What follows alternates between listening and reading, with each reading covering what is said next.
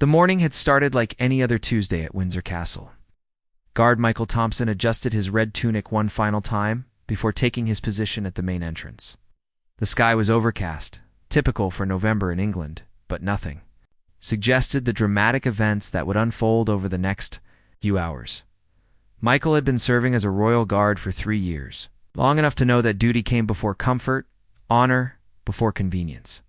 At 28, he was one of the younger guards, but his dedication had already earned him respect from his colleagues and superiors. He took pride in the perfect crease of his uniform, the shine of his boots, and most importantly, his unwavering commitment to protecting the royal family. The first drops of rain began to fall around 10 in the morning, gentle at first, like nature testing the resolve of those who dared to stand exposed. Michael felt the cool moisture on his face, but remained motionless, his eyes scanning the approaching visitors and tourists who were beginning to hurry toward shelter. Within an hour, the gentle drizzle had transformed into a steady downpour. Water ran down Michael's face, soaking through his famous bearskin hat and trickling down his neck. His wool uniform began to absorb the moisture, growing heavier with each passing minute. Yet his posture remained perfect, his grip on his rifle steady and sure. Tourists huddled under umbrellas and rushed past, some pausing to take quick photographs of the guard who stood like a statue despite the worsening weather. A few expressed amazement at his stillness, wondering aloud how he could remain so composed in such conditions. Michael heard their whispers, but gave no indication of acknowledgement. As his training demanded, by noon, the rain had intensified into what meteorologists would later call a once-in-a-decade storm. The wind picked up, driving the rain horizontally across the castle grounds. Michael's vision was obscured by the sheets of water cascading from his hat, but he maintained his vigil, knowing that somewhere behind the castle walls, the royal family depended on guards like him to maintain security regardless of circumstances.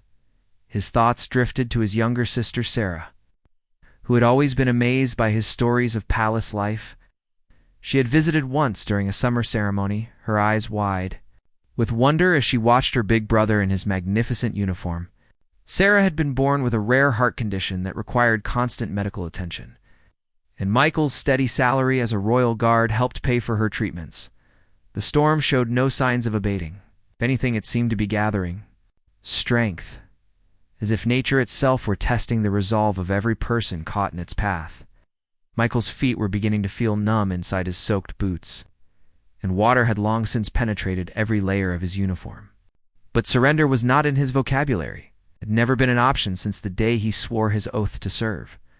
Other staff members had taken shelter where they could find it. Even the tourists had largely disappeared, seeking warmth and dryness in nearby cafes and shops. But Michael remained at his post, a solitary figure of red and black against the gray fury of the storm, embodying the very essence of duty and dedication that had defined the royal guard for centuries. As the afternoon wore on, the storm reached unprecedented fury. Lightning split the sky with brilliant white cracks, followed by thunder that seemed to shake the very foundations of the ancient castle. Michael had never experienced anything quite like this during his years of service, but his training had prepared him for exactly these kinds of extreme conditions. The rain was no longer falling straight down. It seemed to attack from every direction, driven by winds that howled through the castle courtyards like banshees. Michael's bearskin hat, normally so stately and imposing, had become waterlogged and heavy, adding extra strain to his neck and shoulders. His red tunic clung to his body like a second skin, and his white gloves were completely soaked through. A maintenance worker hurried past, bent nearly double against the wind, and shouted over the storm's roar, "Guard, you should take shelter. This is dangerous." But Michael gave no response, his eyes fixed straight ahead, his body as immovable as the stone walls of the castle itself. The worker shook his head in amazement and continued his dash to safety. The physical discomfort was becoming severe. Michael's muscles ached from maintaining perfect posture for hours in increasingly difficult conditions. His feet had gone beyond, numb to a painful tingling sensation, and he could feel the beginning stages of hypothermia setting in as his body temperature dropped. Yet these sensations seemed distant, almost irrelevant, compared to the burning sense of purpose that kept him anchored to his post. During his training, Sergeant Major Williams had told the new recruits about legendary guards who had faced similar trials. Stories of men who had stood their ground during blizzards, heat waves, and storms that would have sent ordinary citizens running for cover. Guard's duty doesn't have weather conditions, Williams had said. Rain or shine, snow or sleet, you are the constant that people can depend on? Michael remembered his father's words from the day he had joined the Guard service. Robert Thompson had served 25 years in the Army before retiring, and he understood better than most what it meant to put duty before personal comfort.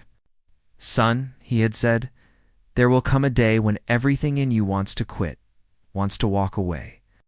That's the day you discover what kind of man you really are. As if summoned by his thoughts, that day had arrived with the fury of nature itself. The storm was testing more than just Michael's physical endurance. It was challenging his very identity as a guardian of the realm. Every fiber of his being screamed for relief, for warmth, for the simple human comfort of shelter from the elements. But deeper than the physical discomfort was something else, something that had been forged during months of training and years of service. It was the knowledge that his presence at this post was not just a job or even a career, it was a sacred trust. Somewhere behind those castle walls were people who depended on guards like him to be the unwavering constant in an uncertain world. The storm could rage all it wanted. Michael Thompson would not abandon his post. From a window high in the castle's east wing, Princess Catherine watched the lone figure standing guard in the courtyard below. She had been following the weather reports all day, growing increasingly concerned for the staff who had to work outdoors. Most had been given permission to seek shelter, but the guards, she knew, would never abandon their posts without direct orders. The princess had lived in royal residences her entire life and had seen countless guards perform their duties with admirable dedication. But she had never witnessed anything quite like the scene unfolding below her window. The storm had reached truly dangerous levels, the winds that could knock a person off their feet and rain that fell like bullets from the darkened sky. She could barely make out the guard's features through the sheets of rain. But his posture remained perfect, his stance unwavering despite what must have been hours of exposure to the elements. Catherine felt a deep respect growing in her chest, mixed with genuine concern for the young man's well-being. This level of dedication went beyond duty. It spoke to something profound about character and honor Catherine had grown up understanding. The weight of tradition and responsibility. From childhood, she had been taught that service to others was the highest calling, that personal comfort must sometimes be sacrificed for the greater good. But watching this guard stand firm against nature's fury gave her a new understanding of what those lessons meant in practice. She called her private secretary, asking for information about the guard on duty. Within minutes, she learned that it was Guard Michael Thompson, a 3-year veteran with an exemplary service record. His file noted his younger sister's medical condition and his family's modest background, painting a picture of a young man who had chosen service not for glory but from genuine dedication to something larger than himself. The princess made the decision that would later be talked about throughout the castle for years to come. She instructed her staff to prepare hot tea, warm blankets, and dry clothes. More importantly, she asked them to have a message delivered to the guard captain, requesting that relief be sent immediately to the courtyard post. But even as these preparations were made, Catherine continued to watch from her window. The guard had been standing for over 6 hours now, and the storm showed no signs of weakening. If anything, it seemed to be intensifying, as if nature were determined to test this one man's resolve to its absolute limit. She thought about the hundreds of tourists who passed through the castle gates every day, most of them taking the guards for granted, seeing them as part of the scenery rather than as human beings making extraordinary sacrifices. Today, there were no tourists to witness this display of devotion, no cameras to capture this moment of supreme dedication. Catherine realized she was witnessing something rare and precious, a pure act of service, performed not for recognition or reward, but simply because it was right. In an age when duty often seemed old-fashioned, when personal convenience frequently trumped responsibility, this young guard was demonstrating values that formed the very foundation of the institution she represented. The storm raged on. So did the solitary figure in the courtyard, a testament to the enduring power of honor and commitment in the face of overwhelming adversity. By 4 in the afternoon, Michael was fighting a battle on multiple fronts. The external war against the storm continued to rage, but now he faced an internal struggle as his body began to rebel against the extreme conditions. His vision occasionally blurred, and he had to consciously focus to maintain his perfect posture as waves of dizziness washed over him. The cold had penetrated so deeply that he could no longer feel his hands or feet.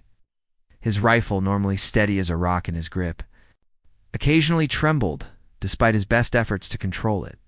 Michael knew these were warning signs that his body was approaching its limits. But the alternative, abandoning his post, was simply unthinkable. He began to use mental techniques. His training had taught him for exactly these situations. Michael focused on his breathing, taking slow, deliberate breaths that helped center his mind and maintain his physical control. He thought about his sister Sarah, imagining her bright smile and the way she always told him how proud she was to have a brother who served the Queen. The storm seemed to sense his internal struggle and pressed its attack with renewed fury. A particularly violent gust of wind caught Michael off guard, and for the first time in hours, he swayed slightly on his feet. It was barely noticeable to anyone watching, but to Michael, it felt like a massive failure of discipline. In that moment of weakness, doubt crept into his mind for the first time all day. Was this level of suffering really necessary? Would anyone truly blame him for seeking shelter in such extreme conditions? The rational part of his brain argued that no reasonable person would expect him to endure this level of hardship. But then Michael remembered the oath he had taken when he first became a royal guard. The words came back to him clearly. "I solemnly swear to faithfully discharge my duties as a member of the royal guard, to protect and serve without regard for personal comfort or convenience, and to uphold the honor and traditions of this ancient service." The phrase "without regard for personal comfort" had seemed almost ceremonial when he first spoke it. Now, those words took on profound meaning as they battled against every instinct telling him to seek relief from the storm's assault. A flash of lightning illuminated the courtyard with brilliant white light, followed immediately by a crack of thunder so loud it seemed to split the world in half. In that brief moment of illumination, Michael saw his own shadow cast against the castle wall, a dark silhouette standing firm against the fury of nature itself. The image struck him with unexpected power. He realized that he was not just Michael Thompson anymore, struggling against the elements. He was the embodiment of every guard who had ever stood this post, the living symbol of dedication and service that stretched back through centuries of British history. His great-grandfather had fought in the trenches of World War I, enduring conditions far worse than any storm. His grandfather had served in World War II, defending London during the Blitz when bombs fell like rain around him. They had not quit when faced with true mortal danger. How could he consider abandoning his post because of mere weather? The breaking point had come and gone, and Michael had not broken. Instead, he had found a deeper well of strength, one that connected him to something larger than his individual suffering. The storm could continue its assault, but it would not move him from his chosen ground. Captain Harrison received Princess Catherine's message just as the storm reached what meteorologists would later confirm was its peak intensity. As the commanding officer of the castle guard, he had been monitoring the weather conditions all day, torn between concern for his men's safety and the absolute necessity of maintaining security protocols. The princess's request for immediate relief gave him the authorization he needed to act. Captain Harrison had served for 15 years and had never seen a storm quite like this one. The fact that Guard Thompson had maintained his post for over 7 hours in these conditions was nothing short of extraordinary, even by the exacting standards of the Royal Guard. Harrison gathered a relief team and headed into the storm himself, fighting against winds that threatened to knock him off his feet with every step. As they approached the courtyard, he could see Thompson's silhouette through the driving rain, still standing at perfect attention despite conditions that would have challenged the most experienced soldiers. When Harrison reached the post, he had to shout over the howling wind to be heard, "Guard Thompson, you are relieved." The words carried the weight of official command, but also deep respect for what he had witnessed. For the first time in over 7 hours, Michael moved. His response was automatic, drilled into him through countless hours of training. "Sir?" Relieved. But as he began to march away from his post, his legs nearly buckled beneath him. The relief guard quickly stepped in to support him, while Captain Harrison personally steadied Michael's other arm, as they helped him toward the castle entrance. Michael felt a strange mixture of relief and loss. The physical comfort of movement and the promise of warmth ahead filled him with gratitude, but part of him felt almost guilty for leaving the post he had defended for so long. Inside the castle's warm corridors, medical staff were waiting with blankets and hot drinks.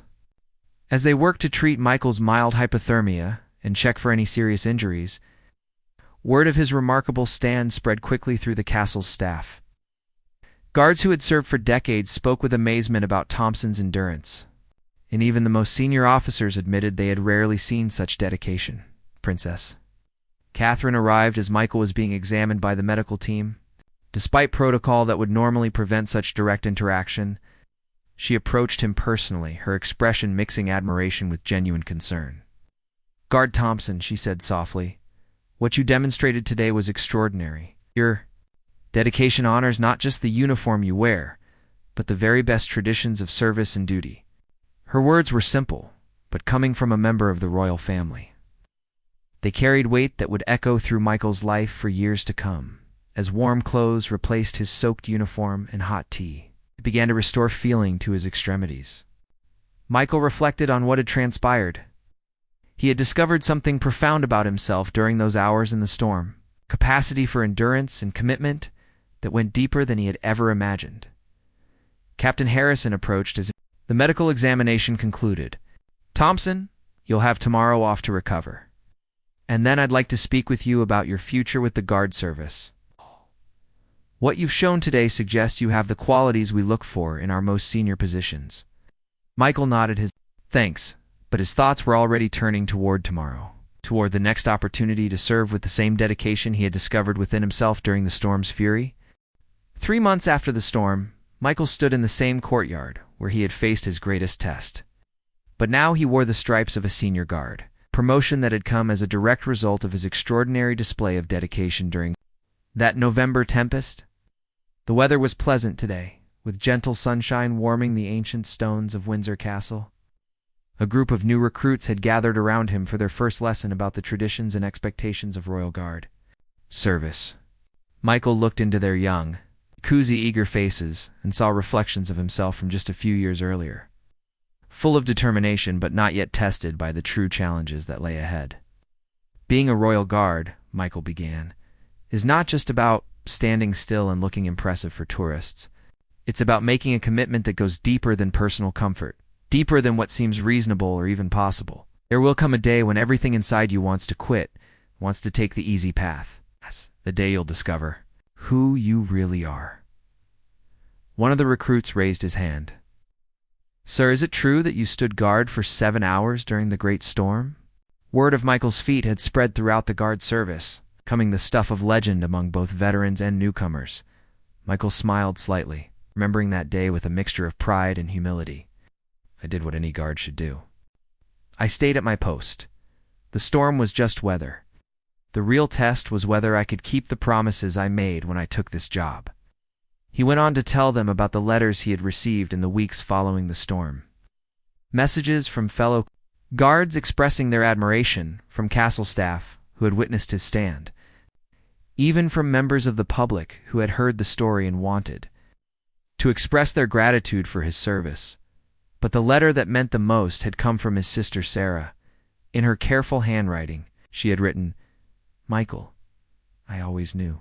You were special, but now the whole world knows too. You've shown everyone what it means to keep your word no matter what. I'm so proud to be your sister." Michael had framed that letter and kept it on his bedside table, a daily reminder of why service mattered, why duty was worth the sacrifices it demanded. As the training session concluded and the recruits marched away, Michael remained in the courtyard for a few extra minutes. He thought about Princess Catherine, who had made a point of personally thanking him again just last week. He thought about Captain Harrison, who had become not just a superior officer, but a mentor and friend. Most of all, he thought about that storm-lashed afternoon when he had discovered the depths of his own character. The physical discomfort had been temporary, lasting only hours. But the knowledge of what he was capable of, the understanding of his own strength and commitment, had become a permanent part of who he was. Michael knew that other storms would come, perhaps not literal ones, but challenges that would test his resolve in different ways. There would be long nights, difficult assignments, moments when duty conflicted with desire. But he also knew that he had already passed the most important test, had already proven to himself that he could stand firm when everything around him was falling apart. As he walked back toward the castle entrance, Michael straightened his shoulders and lifted his chin slightly. Not from pride, but from the quiet confidence that comes from knowing exactly who you are and what you stand for. The storm had tried to break him and had failed. In the process, it had forged him into something stronger than he had ever imagined. Possible tomorrow there would be another post to guard, another day of service to the crown and the people of Britain. Michael Thompson would be ready as he had been that day in the storm, as he would be for all the days to come. Some men are broken by adversity. Others are refined by it into their truest selves. The storm had revealed which kind of man Michael truly was, and that knowledge would sustain him through whatever challenges lay ahead.